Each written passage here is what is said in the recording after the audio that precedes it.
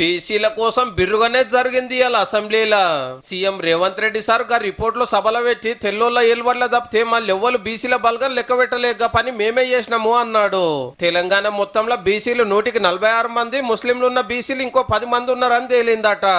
56.33% ఈరోజు బీసీ జనాభా ఉన్నదని చెప్పి నివేదిక మనకు తెలుపుతున్నది అధ్యక్ష.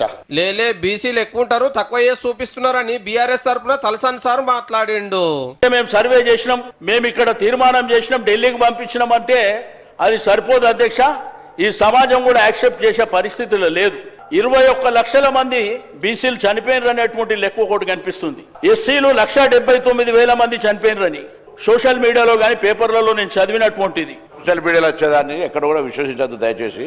తప్పకుండా మీరు రీసర్వే చేయవలసినటువంటి అవసరం ఉంది. ఇక బీజేపీకి వెళ్ళి పాయల్ శంకర్ సార్ మైక్ తీసుకొని అంటే 14 సంవత్సరాల నుంచి కాపురాలే జరుగుతలేవా? ఆ కుటుంబాలలో పిల్లలే ఉడతలేరా? మాది కనిమరుగుతున్న జాతుల అధ్యక్షమై 2014లో ఉన్నటువంటి సంఖ్య 2024 వచ్చే వరకంటే 21 లక్ష తగ్గింది. ఇది తప్పు కదా? ఎవరు తగ్గలేదు. దేనికి తగ్గిండ్రు?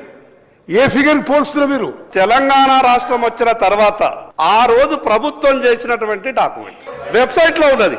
తెలంగాణ వచ్చిన కొత్తలో ఒక్క రోజునే సర్వే చేసిండ్రు కదా, గా లెక్కలు పట్టుకొచ్చిండట సారు. అదంతా జూటా అని ముఖ్యమంత్రి సార్లు వేసిండు.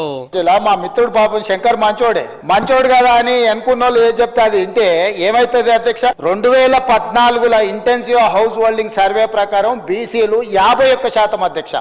ఈ రోజు బీసీలు పెరిగినరా తగ్గినరా? ఇందులో ఎక్కడ వీళ్ళు ముస్లిం మైనారిటీ లెక్క చూపించలేదు అధ్యక్షుడు. 4 కేటగిరీలు చూపించారు. ఈ రోజు మా మిత్రుడు 51% బీసీలు వాళ్ళు చూపిస్తే 56.33% ఈ ప్రభుత్వం బీసీల లెక్కలు చూపిస్తే బీసీలు పెరిగింది 15% ఏమో ఉత్తమ్ కుమార్ రెడ్డి గారు చెప్పిన దాంట్లో ఓసీల శాతం ఉంటే ఈ అబద్ధాల సంఘం పెట్టిన డాక్యుమెంట్లో 21% ఓసీలు ఉన్నారు అధ్యక్ష. ఇప్పటి సర్వేకి ఎవరెవరు వివరాలు ఇవ్వలేదో పేర్లు చదివినాక రామన్న మాట్లాడిండు. కల్వకుంట్ల చంద్రశేఖరరావు గారు, కల్వకుంట్ల తారక రామారావు గారు, తన్నీరు హరీష్ రావు గారు, పద్మారావు గారు, పల్లా రాజేశ్వర రెడ్డి, పోచంపల్లి శ్రీనివాస్ రెడ్డి, మీ భూమి వివరాలు చెప్పండి అని అడిగినాం అధ్యక్ష. ఒక్క దెబ్బకే చంద్రశేఖరరావు గారు, తారక రామారావు గారు, హరీష్ రావు గారు వీళ్ళందరూ ఎవరు సమాచారం ఇవ్వలేరు అధ్యక్ష. ఆ ముఖ్యమంత్రి చెప్తాడు, సరే ఎవరు పడితే వాళ్ళు వచ్చి మీ ఇంటికి వచ్చి వివరాలు అడిగితే ఇచ్చేస్తారా? అవులగాలు దివానగాలు ఇచ్చేస్తారా అని మాట్లాడింది రేవంత్ రెడ్డి గారు. మీ కాంగ్రెస్ పార్టీ ఎమ్మెల్సీ చెప్తున్నాడు బయట, దీన్ని తగలబెట్టండి ఇంకా గలీజ్గా మాట్లాడింది నా మాట అన్న. మరి మీరు చేసిన సర్వే ఏడుంది, ఎవరికి చూపెట్టిరు, ఎందుకు అసెంబ్లీలో చర్చ పెట్టలేదని గట్టిగానే అడిగిండు రేవంత్ రెడ్డి సారు.